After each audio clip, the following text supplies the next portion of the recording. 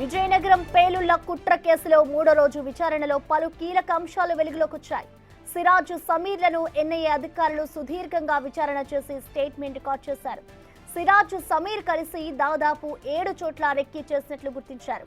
హైదరాబాద్, విజయనగరం, ఢిల్లీ, బెంగళూరు, ముంబైతో పాటు మరో 2 రాష్ట్రాల్లో రెక్కీ నిర్వహించినట్టు విచారణలో తేలింది.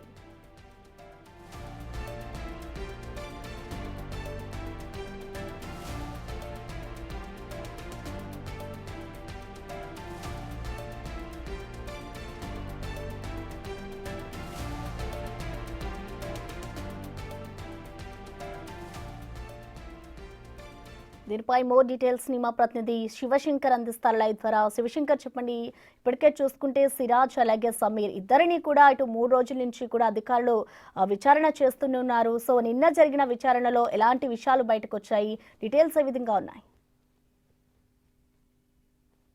ప్రసన్న, సుదీర్ఘ విచారణ అయితే సాగుతుంటే సిరాజ్, సమీర్లకు సంబంధించి ఎన్ఐఏ అధికారులు ఉదయం 10 నుంచి రాత్రి 10 వరకు సుదీర్ఘంగా విచారిస్తున్న పరిస్థితి ఉంది. ఇప్పటికే 3 రోజుల విచారణ పూర్తి చేశారు. 4వ రోజు విచారణ మరి కాసేపట్లో ప్రారంభమయ్యే అవకాశం అయితే మనకు కనిపిస్తూ ఉంది. అయితే అనేకమైనటువంటి కీలక అంశాలు అయితే వెలుగులోకి వచ్చాయని చెప్పుకోవచ్చు. ముఖ్యంగా మనం చూసుకుంటే దేశంలో 7 ప్రాంతాల్లో వీరిద్దరు కూడా రెక్కీ నిర్వహించడం తెలుస్తోంది. అయితే ఈ యొక్క అహీం ఏదైతే సంస్థ ఏదైతే ఉందో దీనికి అధినేత కూడా సిరాజ్ అనేటటువంటి కీలక అంశాన్ని కూడా ఎన్ఐఏ అధికారులు తేల్చినట్లయితే మనకు తెలుస్తూ ఉంది. మరోపక్క మనం చూసుకుంటే 19 నుంచి 20 సంవత్సరాల వయసు గల పిల్లల్ని స్లీపర్ సెల్స్గా వీరు మారుస్తున్నారు.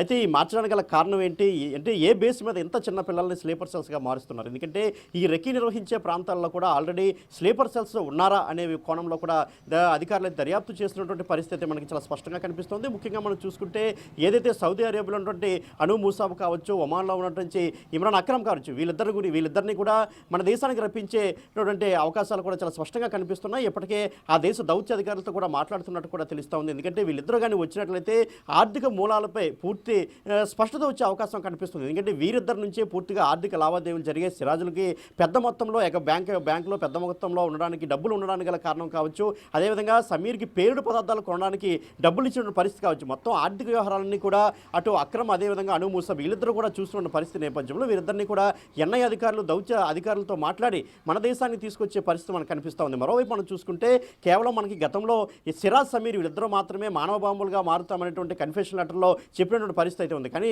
ప్రస్తుతం మనం చూసుకున్నట్లయితే సుమారు 20 మందిని మానవ బాంబులుగా మార్చడానికి అయితే వీళ్ళిద్దరూ కూడా ప్రయత్నించినట్లు కూడా మనకి చాలా స్పష్టంగా తెలుస్తున్న పరిస్థితి. మరోవైపు మనం చూసుకుంటే అటు కుటుంబ సభ్యుల యొక్క స్టేట్మెంట్ సైతం ఎన్ఐఏ అధికారులు రికార్డు చేసుకుంటున్నారు. అదేవిధంగా ఈయన అంటే సిరాజ్ కోచింగ్ వెళ్ళిన తర్వాత ఎవరెవరిని కలిశాడు, కోచింగ్లో కూడా ఎవరినైనా ప్రభావితం చేశాడనే విషయాలపై కూడా అటు రెక్కీ స్పష్టత వచ్చే అవకాశం చాలా స్పష్టంగా కనిపిస్తోంది. మరోవైపు మనం చూసుకుంటే సమీర్ ఎందుకంటే సమీర్ కూడా చాలా కీలకమైన వ్యక్తిగా మనకు కనిపిస్తుంది. ఎందుకంటే సమీరే సిరాజ్ని ఉగ్ర భావజాలంలోకి తీసుకెళ్లాడు కాబట్టి అసలు సమీర్ని ఎవరు ఈ ఉగ్ర భావజాలం వైపు లాగారు, ఎవరెవరు సమీర్ వెనక ఎవరెవరు ఉన్నారు? ఎందుకంటే సమీర్ కూడా చాలా కీలకంగా ఉన్నటువంటి పరిస్థితి. ఎందుకంటే సిరాజ్ అహీం సంస్థని ఏర్పాటు చేశాడు, దానికి అధినేతగా ఉన్నాడు, అనేక మందిని ఇప్పటికే కలిశాడు. అంతా కూడా మనకి ఇప్పటికే ఎన్ఐఏ అధికారులు తేల్చినటువంటి విషయం. కానీ సమీర్ నుంచి కూడా ఎలాంటి ఆధారాలు కూడా ఇంతవరకు బయటికి రావట్లేదు. సమీర్ కూడా విచారణకు పూర్తిగా సహకరించినటువంటి పరిస్థితి. మొదట్లో సిరాజ్ కాస్త విచారణకు సహకరించకపోయినా కానీ తర్వాత మెల్లమెల్లగా కొన్ని ఇండికేషన్స్ ఇస్తున్న పరిస్థితి అయితే ఉంది. కానీ సమీర్ మాత్రం పూర్తి స్థాయిలో చాలా సైలెంట్గా ఉంటున్నాడు. విచారణకు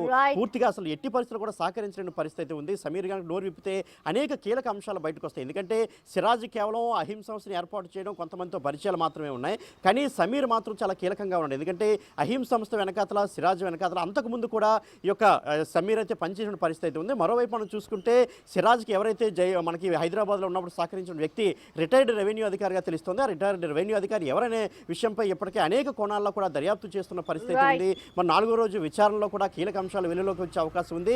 ఎందుకంటే మరోపక్క మనం చూసుకున్నట్లయితే ఇప్పటికే ఇక్కడ నుంచి కేవలం 4 రోజులు మాత్రమే అవకాశం ఉంది. ఇప్పటికే 3 రోజులు పూర్తయింది కాబట్టి 4వ రోజు నుంచి విచారణ చాలా కఠినంగా ఉండే అవకాశం కూడా కనిపిస్తుంది. ఎందుకంటే ఇద్దరు కూడా పూర్తిగా విచారణకు సహకరించిన నేపథ్యంలో చాలా కఠినతరం చేసే అవకాశాలు కూడా చాలా స్పష్టంగా కనిపిస్తున్నాయి. Prasanna. Right Shivashankar, thank you.